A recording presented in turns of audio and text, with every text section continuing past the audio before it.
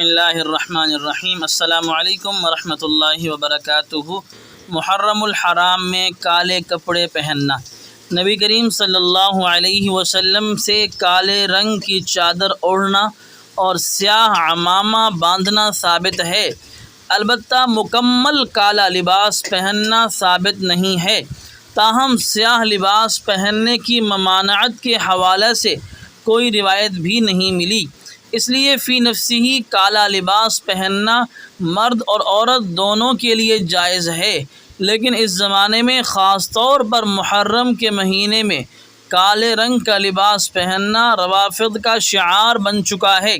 اس لیے جن ایام میں یہ لوگ سیاہ لباس پہنتے ہیں، اس دوران اس طبقے کے ساتھ مشابہت سے بچنے کے لیے سیاہ لباس سے اجتناب لازم ہے۔